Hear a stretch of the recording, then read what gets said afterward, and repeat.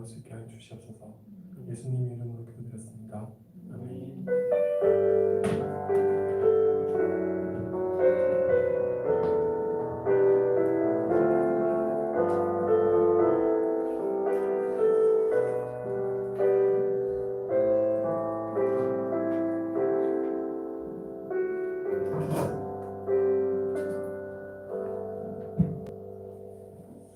네, 오늘 우리에게 주신 하나님 말씀은 요한복음 3장 16절입니다.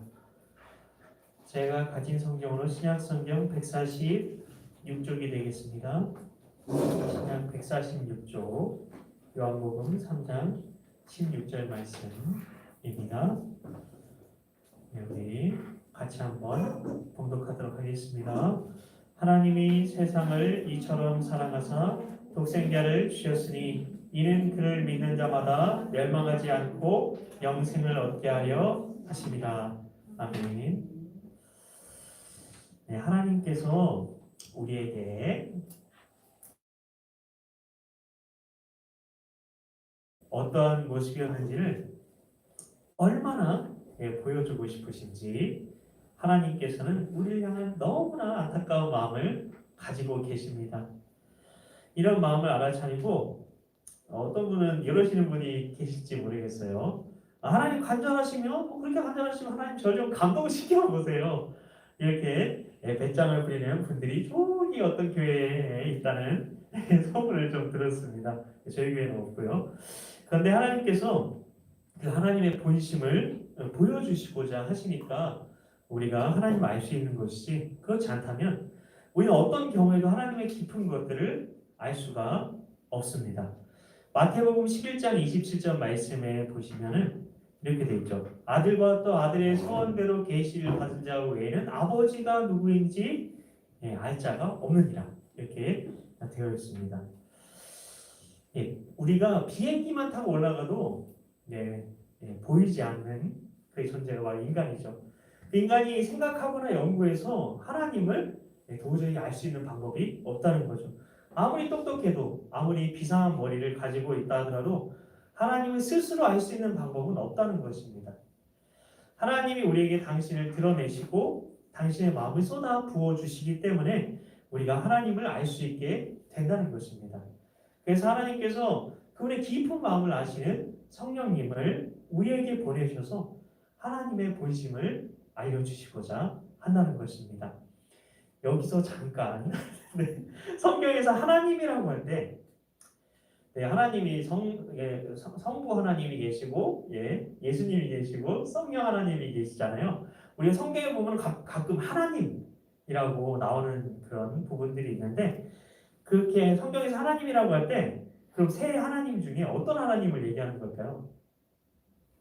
하나님. 자, 오늘 그것 좀 알려드리려고 합니다. 기도할 때 혹시 여러분은 호칭을 누구를 부르면서 기도하시나요? 주님이라고 기도하시나요? 아니면 하나님 아버지 이렇게 기도하시나요? 아니면 예수님 이렇게 기도하시나요?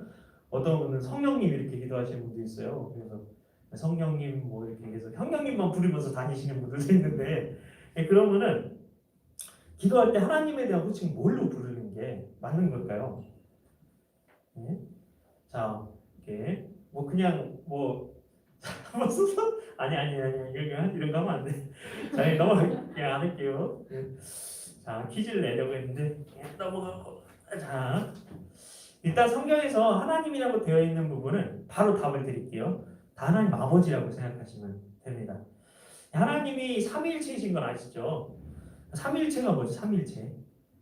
굉장히 중요한 건데, 어떤 분은 이게 태양이 열이 있고 빛이 있고 태양 이게 본체가 있잖아요. 태양 자체가 있잖아요. 이것처럼 삼위일체는 그런 거다 이렇게 설명하시는 분들이 있어요. 근데 이건 틀린 설명입니다. 근데 많은 분들이 근데 이렇게 설명을 하세요. 심지어 정통 교단에 계신 목사님조차 삼위일체를 너무 쉽게 설명할 수 있어 그러면서 태양에 비유하거나 아니면은 사람이 뭐 이게 뭐 집에서는 아버지고 뭐 회사에서는 뭐 이렇게 뭐 과장님이고 뭐 그런 식으로 설명하시는 분도 있고요. 근데 이건 아니라는 겁니다. 이거 틀린 거예요. 이게 이단입니다. 이단적인 설명이에요. 자, 삼위일체에 대한 이단은 크게 세 가지인데, 세 가지. 여러분이 태양으로 하나님을 설명하면 어떤 이단인지 이 세 개 중에 그걸 한번 여러분이 한번 맞춰보세요. 네. 근데 제가 설명을 드리면 다 맞추실 수 있을 거예요. 첫 번째는 양태론입니다. 양태론. 별거 아니에요. 여러 가지 다양한 모양으로 모양 나타난다. 예, 그 양태 한자로 양태론. 이 역할론이라고 하는데 아까 설명드린 것처럼 뭐 한 남자가 이렇게 아내에게 남편이고 아들에게는 아빠고 할아버지에게 뭐 이렇게 아들인 것처럼 예, 하나님도 마찬가지라는 거죠. 그래서 하나님이 각 시대마다 가면만 바꿔 쓰고 나타났다는 가면만. 네, 이게 바로 이단이라는 겁니다. 만일 양태론이 맞으면은 어떤 일이 일어나는지 아세요? 밤이 맞도록 예수님이 겟세마네 동산에서 기도하셨잖아요. 그럼 예수님의 기도는 전부 쇼죠. 하나님이 지금 성자의 모습으로 이 땅에 만약에 그때 내려오셨으면은 하늘 누가 있는 거죠? 하늘에? 예, 하늘엔 아무도 없는 거죠. 근데 예수님은 밤이 맞도록 그럼 누구한테 기도한 거예요? 내려온 게 예수님. 그게 뭐, 예, 다 이게 같은 모습인데 모습만 바꿨었다 올라갔다 내려왔다 올라갔다. 예, 내가 기도 들었다 이게 말이 안 되잖아요. 인격적인 구분 없이 그냥 하나인데, 예, 인격적인 구분이 없는 거예요. 삼위라는 게 없는 거예요. 그냥 하나 일체만 얘기하는 거예요. 그래서 그냥 하나인데 그냥 나눠서만 그냥 생각하는 가면만 바꿨었다. 이게 예, 양태론인 것입니다. 둘째는 삼신론인데 삼신론. 하나님이 세 분의 신이라는 거예요. 하나님이 신이 이게 삼신이죠. 삼신이라는 거면 어떤 이들은 말하기를 성부 하나님은 창조 때만 역사하셨고 성자 예수님은 구원할 때만 그리고 성령 하나님은 사도행전 2장에 그 오순절 성령 강림 이후에만 이렇게 각각 역사하신다. 이렇게 시대를 나눠서만 역사하신다 이렇게 얘기를 하는데 이건 큰 오해입니다. 이러한 해석은 삼위 하나님이 각각의 특정한 그런 시대에만 역사하신다고 이야기를 하는 각시대주의. 지금은 하나님 지금은 그러면 성부 하나님이랑 성자 예수님이 역사하는 게 아닌 거예요. 네, 그리고 이게 삼신론이 또 왜 무섭냐면 이게 세 개의 신을 얘기하는 거예요. 독자적인 신. 세 개. 그래서 서로 막 신겨루기도 하고 독자적인 영역 다툼도 하고 예, 서로 뜻이 막 충돌해서 막 서로 갈등을 일으키기도 하고 이런 거. 그래서 그리스 로마 신화에 나오는 신 같이 하나님을 생각하는 거고 생각하시면 됩니다. 그래서 서로 생각도 충돌하고 서로 자기가 뜻하는 바를 내가 원하는 바를 이루려고도 하고 자기가 가장 절대적인 존재가 되려고 하는 게 삼신론입니다. 그리고 마지막 세 번째는 종속론인데요. 종속론. 이것도 중요한데 하나님 사이에도 서열이 있다는 거예요. 여러분 누가 제일 높으신 것 같아요? 하나님 아버지, 성령이, 예, 그리고 예수님 중에 누가 제일 높은 것 같아요? 아버지니까 제일 높아 보이는데, 예?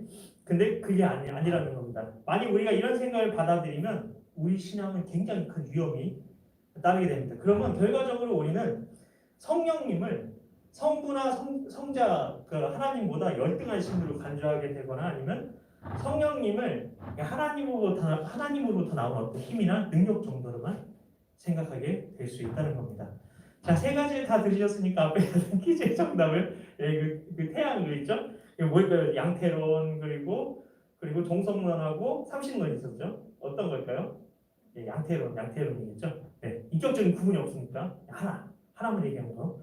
자, 그러면 진짜 삼일체는 뭘까요? 삼일체는 뭐라고 설명하면 될까요? 이 세 가지 이단을 반대 문장으로 그냥 표현하면 그게 삼일체 정확한 표현입니다. 그래서 하나님은 한 인격이 아니라 세 위격을 가지고 계십니다. 세 위격, 삼위.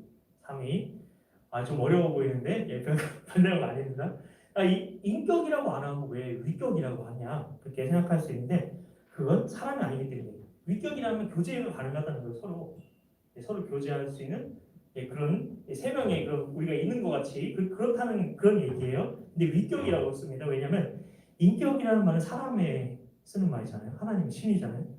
그래서 하나님 아버지, 아들 예수님, 성령님께서 서로 교제를 나누실 수 있다. 이게 위격이에요. 교제만 생각하시면 돼요. 자, 쉽게 이야기하면 인격을 가진 사람들이 소통하는 거다. 이렇게 생각하시면 되고요. 그리고 하나님은 한 분이시다. 자, 그럼 어떤 점에서 한 분이시라고 할 수 있을까? 자, 태양과 같이 이렇게 그렇게 설명하는 게 아니라 하나님이 다 동일하시다는 거예요.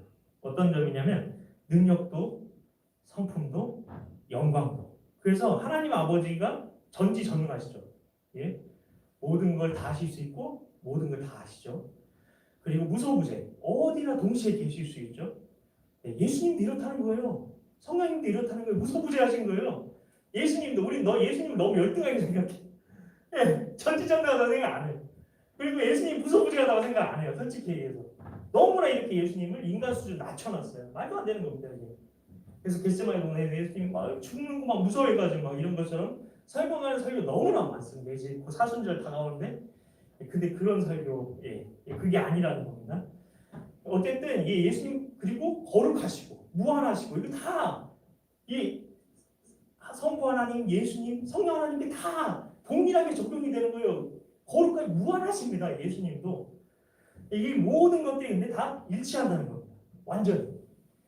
수학에서 집합 아시죠? 제가 수학을 잘 못했는데 예수님을 믿다 보니까 수학에 관심이 많이 생겼어요. 교집합은 서로 같은 것끼리 이렇게 ABC가 있으면 같은 것끼리 이렇게 하는 게 교집합이잖아요. 같은 부분. 그게 색칠한 건데 같은 부분 색칠한 건데.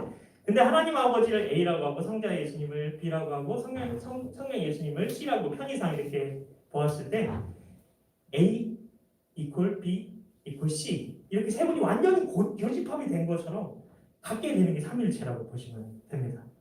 이런 의미에서 같은 겁니다. 이걸 알아야 우리 안에 오신 하나님이 누군지 알 수 있어요. 이거 모르면 우리 안에 온 하나님이 누군지 몰라요. 왜냐면 목사님들이 설교 막 하면서 당시 안에 예수님이 오셨어요. 근데 성경 보면은 뭐 성령님이 온 것 같기도 하고 되게 헷갈려. 어떤 분은 뭐 우리 안에 세 명의 신이 다 있대요. 성부 하나님이 있고 성자 예수님이 있고 진짜 엄청난 이단들이 엄청 많다니까요. 하나님에 대해서 모르니까. 그래서 왜 성경에서 그래서 이거 모르면 우리 안에 왜 예수님이 들어갔다고 하는지도 몰라요. 알 수가 없어요. 우리 안에 오신 하나님은 누구실까요? 세 하나님 중에 성령 하나님이십니다. 성령 하나님이십니다. 근데 왜 예수님이 우리 안에 오셨다고 하죠? 예수님 어디 가셨어요? 승천하신 겁니다. 없어요. 우리 안에 오신 분 예수님 아니에요. 그런데 우리 안에 자꾸 예수님이 있다고 하고 그럼 승천하신 예수님은 뭔가? 삼일체 모르면 자꾸 헷갈릴 수밖에 없어요. 저도 그랬습니다. 그래서 이거 엄청 공부했어요. 엄청 알아보려고 애들한테 제대로 가르쳐야 되니까. 우리 안에 오신 하나님은 성령님이시라고 말씀드렸고 예수님은 승천하셨어요. 근데 왜 우리 안에 오신 성령님을 예수님이라고 하느냐? 왜냐하면 아까 얘기했죠. 예수님이랑 우리 안에 오신 성령님이 완전히 예수님과 똑같은 분이라 A equal B equal C 완전한 교집합이셔서 그렇습니다. 정말 완전히 똑같아요. 성품도 똑같고 그리고 모든 게 다 똑같아요. 능력도 영광도 다 똑같으신 거예요. 뜻이 절대 충돌할 수가 없어요. 완전히 같으신 분. 완전히 한방한 분이신 분. 완전히 정말 나눌 수 없는 서로 교제하고 계세요. 너무나 아름답게 교제하고 계세요. 우리가 아까 찬양했던 것처럼 아름다우신 도저히 인간의 지식으로는 이해할 수가 없는 거죠. 왜냐하면 신이시니까. 그걸 이해할 수 있다고 얘기하고 설명하려고 하고 표현하려고 하면 거기서부터 이단이 되는 거죠. 마지막으로 하나님은 동등하십니다. 아까 종속으로 했죠. 종속하지 않고 동등하십니다. 지위가 다르잖아요. 새 하나님은 동일한 영광을 가지고 계세요. 그래서 우리는 동등하게 성부 하나님도 예배해야 되고 그리고 성자 예수님도 예배해야 되고 성령 하나님도 예배해야 하는 것입니다. 경배해야 돼요. 누가 더 높다고 할 수 없기 때문입니다. 그러면 기도해야 될 때 누구에게는 아까 말씀드렸죠. 하나님 아버지께 한다고 했는데 개신교 최고의 교리 문답이 지난 시간에 웨스트민스터 소요리 문답이라고 말씀을 드렸죠. 소요리 문답 장로교에서 만들었어요.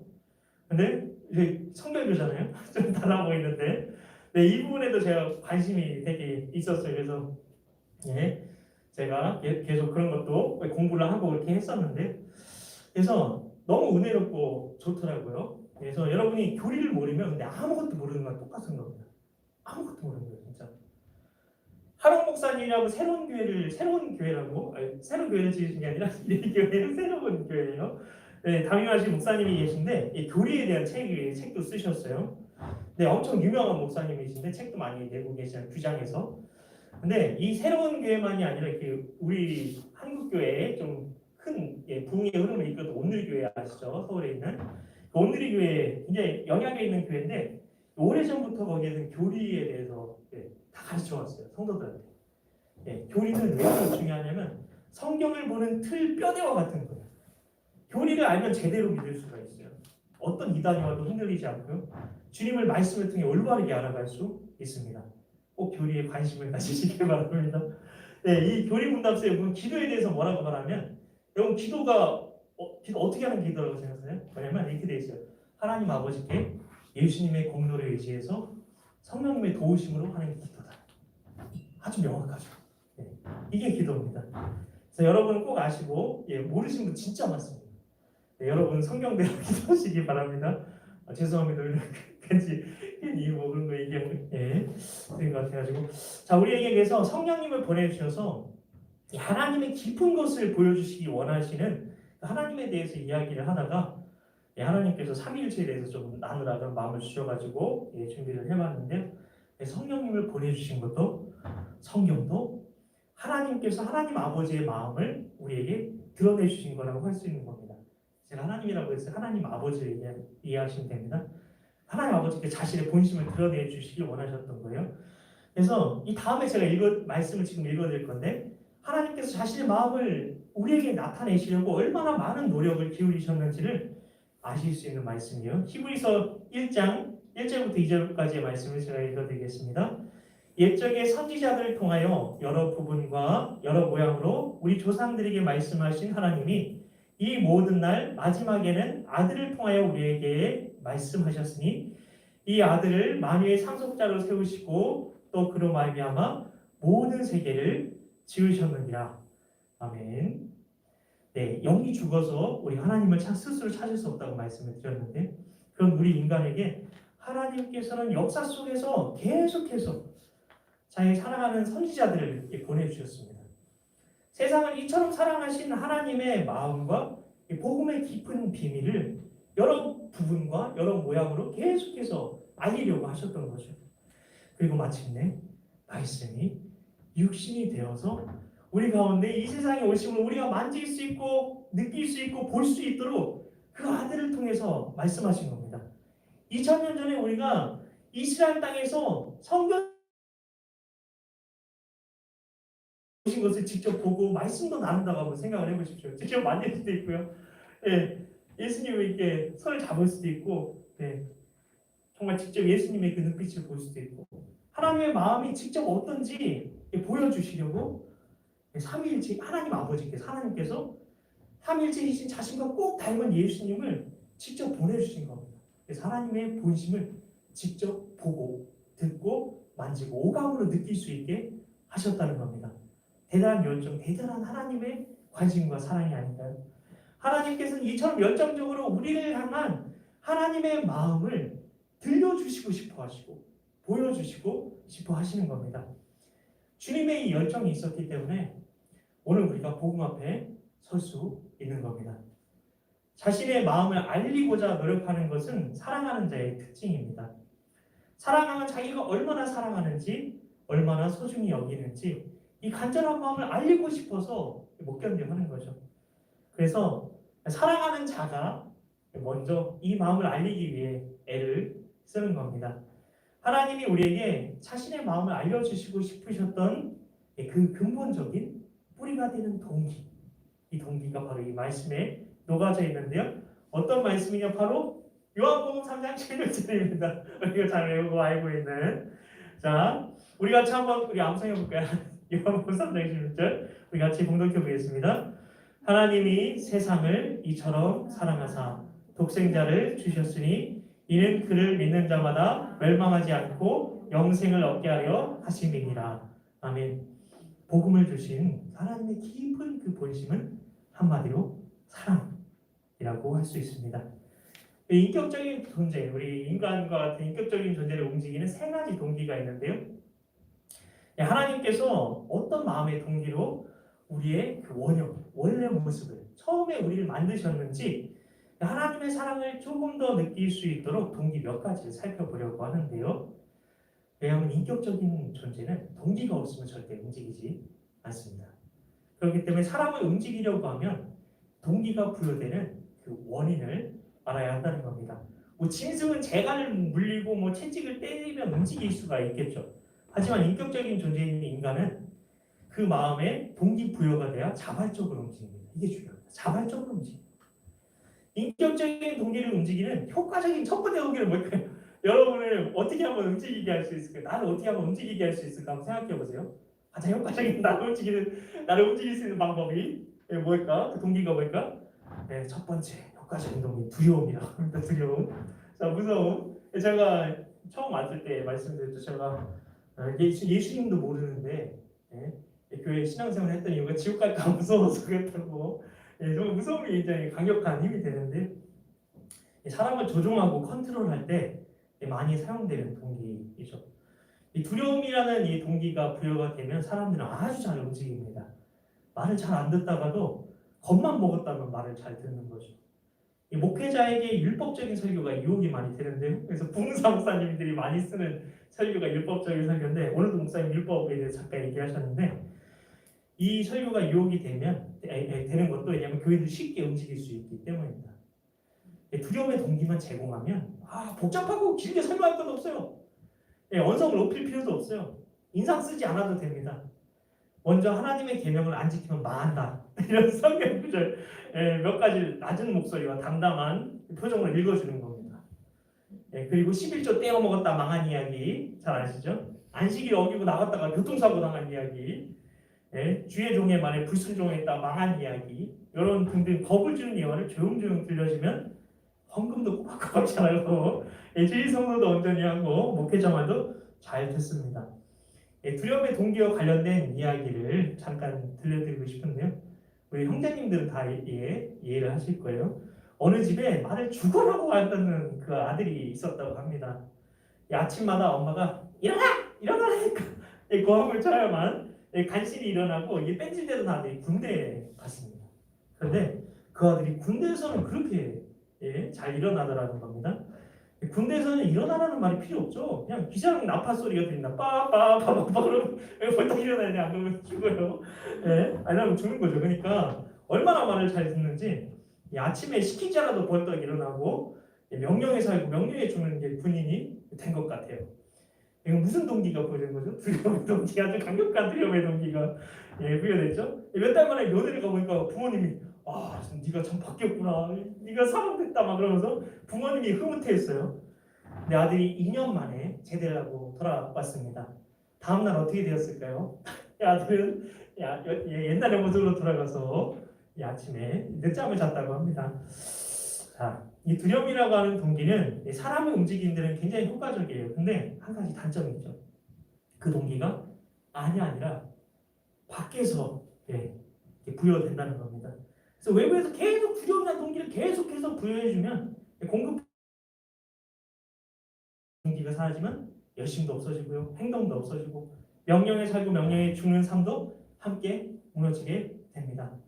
율법적인 설교로 잘 훈련이 되었다고 하는 성도님들의 결과가 위험천만한 이유 역시 그 동기가 밖에 있어서 안으로 스며들기 어렵다는 것입니다. 이거는 성경적인 예수님께서 원하시는 동기부여가 아닙니다. 자, 그래서 저도 그런 거 싫어요. 자, 두 번째 동기는 의무감입니다. 의무감. 자, 여러분이 의무감으로 많이 하고 계실 수도 있는데 의무감이나 사명감이 뭐냐? 이건 책임을 맡겨서 그 사람을 움직이게 하는 거죠. 뭔가. 그래서 막 계속 부서일 맡기고 차량대 봉사해라 뭐 그렇게 하고 막 그렇게 하는데 이것도 아주 효과적인 동기가 됩니다. 특히 어른들 같은 경우에. 그래서 그 집사님들, 남자 집사님들 있잖아요. 그래서 신앙생활 잘하기 어려우니까 남성교회 조직하고 뭐 이렇게 스포츠 동호회 조직해주고 어떻게든지 조직으로 묶어서 책임을 주는 겁니다. 찬양 대장도 시키고 찬양 봉사도 시키고 하면서 책임을 맡겨놓으면 여기 묶이니까 상당한 효과가 있는 거죠. 자, 그런데 의무감 역시 안으로 스며들기 어려운 그런 어려움, 아쉬움이 있죠. 왜냐하면 그게 동기가 안에서 나오는 게 아니라 밖에서 부여된 거니까요. 한국 교회는 이게 특별한 경우가 아니고는 너무나 당연히 새벽 기도를 해야 한다고 받아들입니다. 요즘에는 분위기가 많이 바뀌긴 했지만요.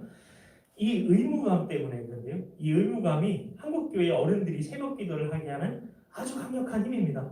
새벽 기도가 너무 좋아 이러면서 새벽 기도 하시는 어른들 못 보셨을 거예요. 그냥 가야지 뭐 그러고 가시는데, 근데 이 동기가 진짜 안으로 스며들지 못하고 단지 의무감 때문에만 했다면 해외에 나가거나 상황이 바뀌어서 더 이상 누가 자신을 압박하지 않으면 제일 먼저 안 하게 되는 게 새벽 기도입니다. 이 의무감은 효과적이면서도 그런 약점이 있어요. 그래서 의무감을 제공하는 외부의 동기가 사라지면 의무감 때문에 했던 헌신, 봉사 등에서 손을 놓아버린다는 위험이 있습니다.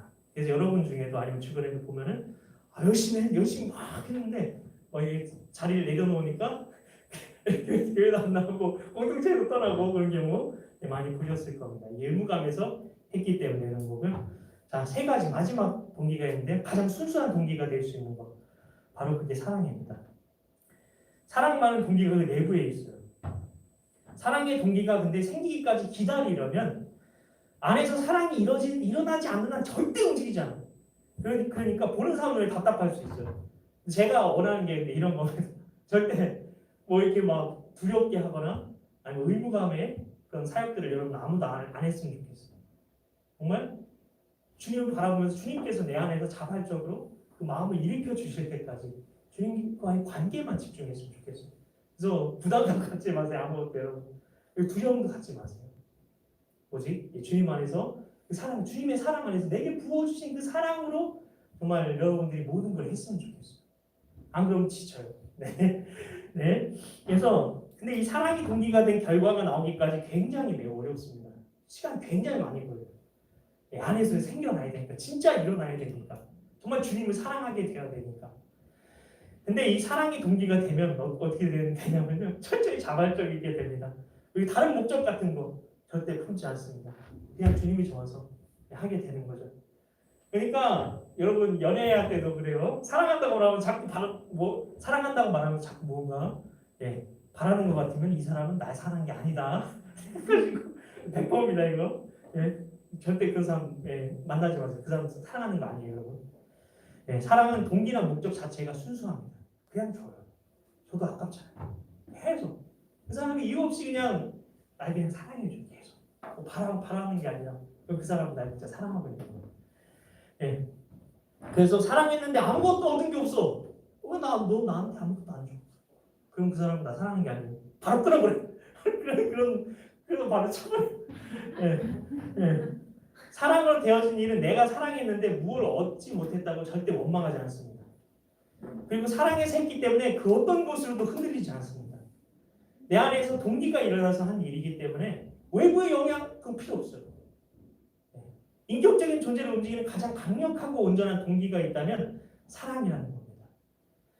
두려움이나 의무감 때문에 하는 동기가 바로 율법적인 동기입니다. 율법적인 동기. 이런 이유 때문에 하는 일은 한번 충격이 가해지게 되면 주체할 수 없을 만큼 와르르 내가 내 신앙이라고 생각했던 그 금자탑이 다 무너져 버려요. 순식간에. 아기 돼지 삼형제 이야기 아시죠? 첫째 형, 둘째 형이 지은 집처럼 늑대가 바람을 훅 하고 불거나 아니면 쿵 하고 부딪히면 우르르 무너진 것처럼 그런 율법적인 동기는 언제든 외부의 환경에 의해서 와르르 무너지는 겁니다. 너무 연약하기 짝이 없는 거죠. 그러나 그 동기가 사랑일 때는 아주 견고합니다.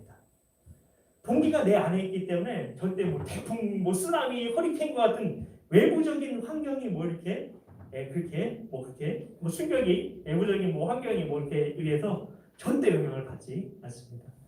그래서 사랑에 빠진 남녀를 말릴 수 있는 사람은 아무도 없는 거죠. 놀랍게도 복음을 주신 이 하나님의 본심이 세 번째 동기인 사랑이라는 것입니다. 우리에게 이 복음을 주신 영원하신 하나님의 본심이 사랑이라는 것보다 더 안전한 건 없어요. 불변하니까요. 안전하니까요. 순수하니까요. 다른 목적 같은 게 없을 테니까요. 우리에게 복음을 주신 영원하신 하나님의 본심이 사랑이라는 것보다 더 안전한 건 없습니다. 다른 이유와 목적 조건 때문에 우리를 지으시고 우리를 상대하신다면 우리 불안하기 짝이 없을 겁니다. 그러나 주님의 사랑 때문이었다면 가장 안전하고 믿을 만한 거죠. 복음을 주시면서 내가 복을 줄 테니까 우리에게 무언가 요구하고 이랬다 저랬다 하고 자기 마음대로 안 되면 못 살게 굴고 이렇게 하신다면 얼마나 괴롭겠습니까? 그러나 우리가 믿는 하나님은 사랑이십니다. 순수한 사랑, 거룩한 사랑. 그래서 하나님의 성품이 중에 그냥 사랑이 아니라 거룩하시잖아요. 얼마나 아름답고 얼마나 영광스러운지. 그런 하나님이 진짜 유일한 참 하나님이시고 그런 하나님이 우리 하나님이시라는 게 얼마나 놀라운 것입니까? 이 사랑이신 하나님으로부터 복음이 나왔다는 겁니다.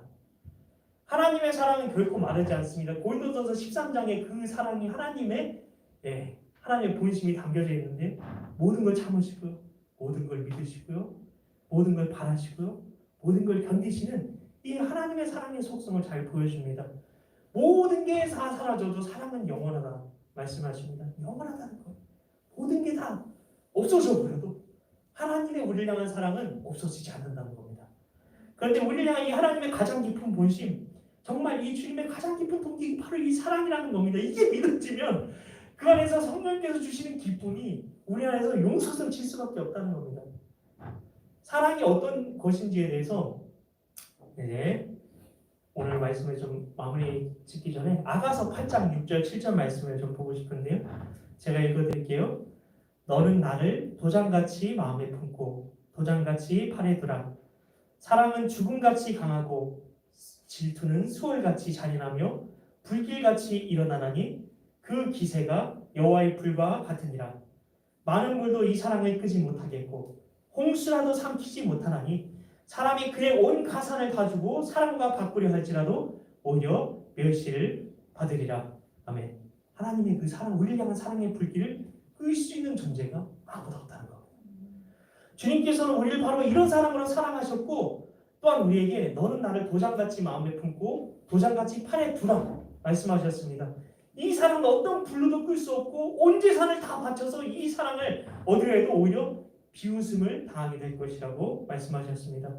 주님이 이 완전한 사랑으로 우리를 디자인하고 창조하셨습니다. 그렇다면 하나님이 주실 수 있는 최고의 것을 우리를 지으실 때 쏟아 부으셨을 거라는 겁니다. 그분의 모든 능력은 아낌없이 발휘하셨을 겁니다. 그렇기 때문에 복음은 하나님에게 최대의 사건이고 우리에게 주신 유일한 것이 복음이기 때문에 그 복음은 완전할 수밖에 없다는 것입니다. 형제자매 여러분, 이제 말씀 마칠 것 같죠? 복음에 담겨진 하나님의 이 본심인 사랑에 대해서 많은 눈이 열려졌으면 좋겠습니다. 근데 이거는 단순간에 단기간에 이루어지지 않습니다. 우리가 하나님과의 관계 속에서 시간이 좀 걸립니다. 우리 안에 정말 우리 안에 우리 마음이 만물보다 심히 부패하고 거짓된 게 마음이라고 했잖아요. 이 마음이 정말 주님의 사랑을 받아들일 수 있게 되어야 돼요. 그래서 만약 오늘 말씀을 통해서 혹시 복음을 주신 하나님의 본심이 사랑이구나 이게 깨달으시면 여러분 그럼 엄청난 은혜를 받으신 겁니다. 그럼 진짜 된 거죠. 우리가 요한복음 3장 16절을 읽어도 그 사랑이 깨달으시지 않았던 이유. 방금 전에 우리가 말씀 읽으면서 말씀을 읽는데도 막 눈물이 나고 막 감동이 되고 그렇게 되지 않았던 이유가 무엇인가요? 우리가 뭐냐면 우리가 살아가면서 참된 사랑이 어떤 것인지 경험해보지 못했기 때문이라는 것입니다. 하나님께서 우리에게 보여주시고 싶은 것이 바로 이 참 사랑입니다. 우리 진짜 사랑해주고 싶으세요. 진짜 사랑, 참 사랑. 그래서 진짜 참 사랑이 어떤 것인지 우리에게 보여주시고 느껴지게 하시고 알게 하시고 오감으로 그걸 우리가 경험하게 하시길 원하시는 겁니다. 이게 바로 야다입니다. 머리로 하는 게 아니라 정말 진짜 하나님을 경험적으로 관계적으로 알아가는 것. 이 하나님의 이 복음의 본심인 하나님의 사랑을 알아가는 여정을 통해서 정말 복음의 영광을 말로 표현할 수 없는 그 복음의 영광을 그 아름다움을 모두 다 목도하게 되는 우리 모두가 되시 예수님 이름으로 축복합니다. 우리 함께 그 사랑 우리 같이 찬양하면서 하나님의 사랑을 성령님만이 알게 하실 수 있어요. 성령님 이 하나님의 깊으신 사랑을 깨닫게 해 주시옵소서. 내 마음을 하나님 감동시켜 주시옵소서. 주님의 사랑을 알기 원합니다. 이런 고백을 드리시면서 우리 같이 찬양으로 고백하며 나아가도록 하겠습니다.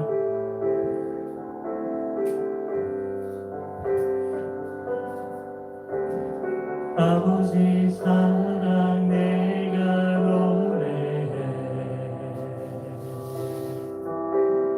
아버지 내가 노래해 그 사랑 변함없으신 거짓없으신 성실하신 그 사랑 상한 갈 때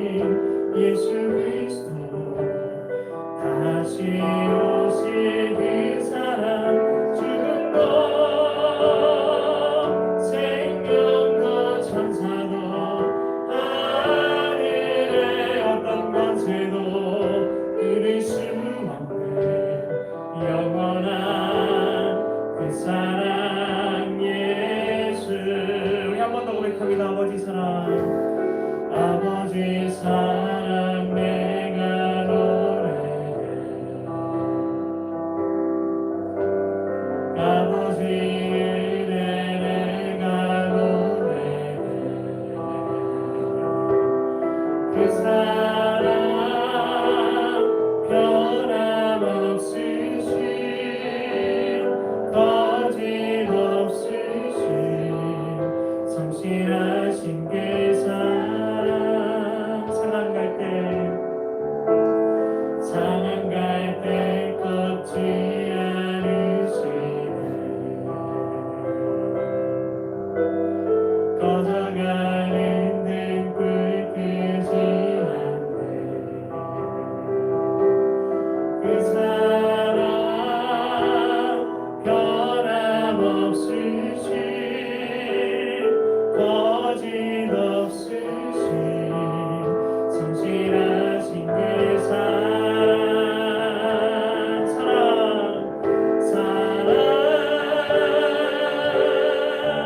그 사랑 날 위해 죽으신, 날 위해 다시 사신 예수 그리스도. 다시 오신 그 사랑, 죽음도 생명도 천사도 하늘의 어떤 권세도 끊을 수 없는 영원한 그 사랑 예수.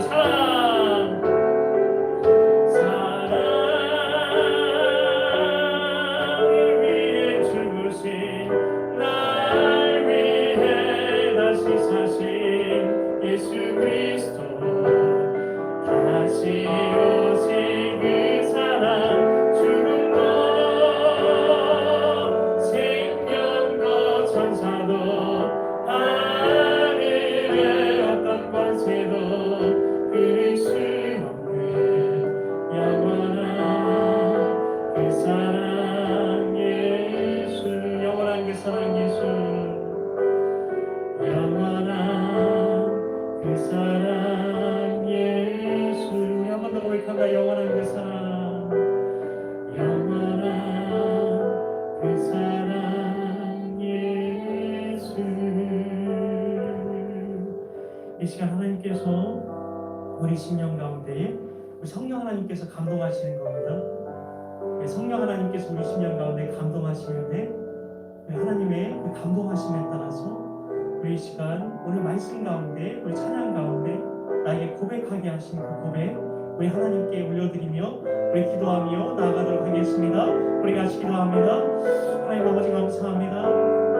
하나님, 오늘 하나님의 아버지 우리에게 복을 주신 그 동기에 대해서, 그 세 번째 동기 그 사랑에 대해서 아버지 우리가 살펴보았습니다. 하나님, 이제 그 하나님의 그 보심에 대해서 알아가는 아버지 배정을 우리가 시작하였습니다. 그 사랑이 어떤 것인지에 대해서 아버지 우리가 더욱더 아버지 주님 우리가 알아갈 텐데, 하나님 우리가 주님의 그 사랑을 더 알기 원합니다.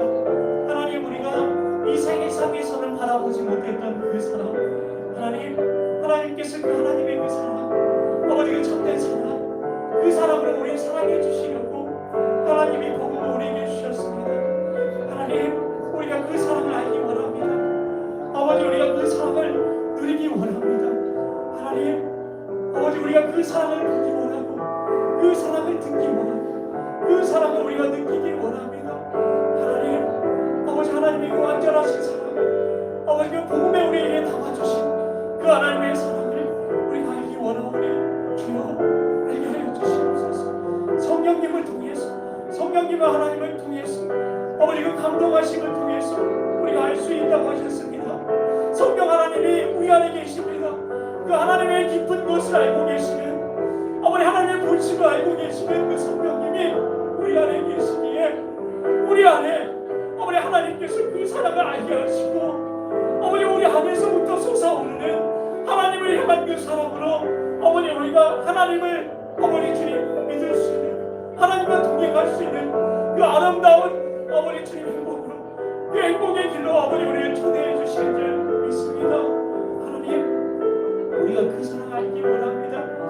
하나님, 아버지 시간이 오래 걸릴 수 있습니다. 하지만 우리가 주님 바라보고 이 완전하신 복음 안에 우리가 거할 때에 하나님, 우리가 그 사랑 누리게 되고 그 사랑 진정으로 알게 되어 아버지 진정으로 주님을 향한 온전한 사랑으로 복음을 통해 우리에게 주시기 원하셨던 아버지가 하나님, 우리에게 보이기 원하셨던 그 하나님의 영광을 우리 모두가 보게 되는 그 은혜와 그 축복을, 우리에게 참된 그 축복을 허락하여 주실 줄 믿습니다. 하나님, 하나님 감사합니다. 주님,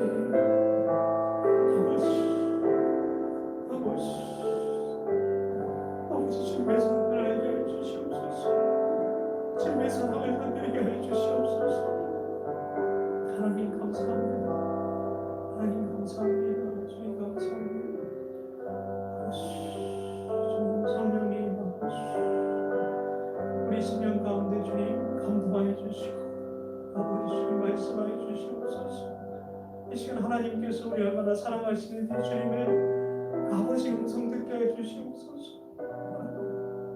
성령님을 통해서 그 하나님 우리를 하신 그 사랑에 아버지 마음을 듣게 해 주시옵소서. 성일치 하나님의 그 사랑을 우리가 알게 해 주시옵소서. 하나님, 아버지 주님 감사합니다. 감사합니다. 아버지 감사합니다. 오늘 말씀을 통해서 하나님, 우리에게 복음을 주신 하나님의 그 동기에 대해서 하나님 우리가 이제 말씀을 우리가 나누었습니다.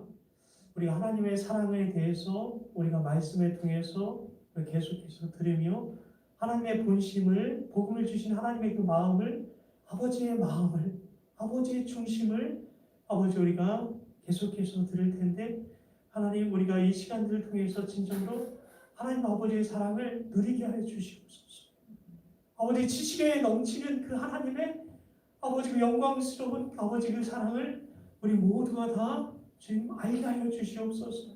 머리로 하는 것이 아니라 하나님과의 관계 속에서 진정으로 그 사랑을 우리 모두가 다 누리게 하여 주시옵소서.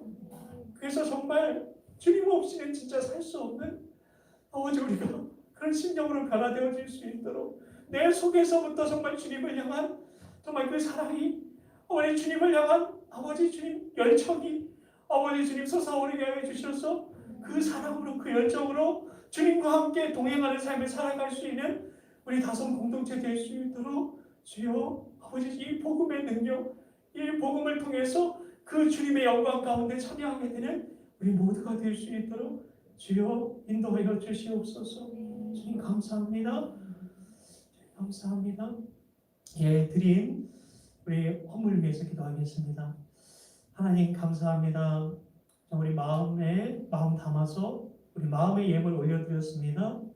하나님 우리가 더 아버지 주님 많은 물질로 하나님께 영광 올려드리고 아버지 싶지만 하나님 우리가 정말 가지고 있는 것에서 하나님 마음 담아서 하나님께 예물 올려드렸습니다. 이 예물에 담겨진 주님 마음 흠양하여 주시고 하나님 더 큰 것으로 주의 나라와 주의 영광을 위해서 아버지 드릴 수 있도록 하나님 물질적인 하나님 아버지 축복을 부어 주시옵소서. 아버지 그리고 무엇보다 하나님 영적인 아버지 축복으로 주님 허락하여 주셔서 정말 주님의 은혜와 아버지 그 사랑 가운데에 풍성한 그 주님의 영적인 그 축복 가운데에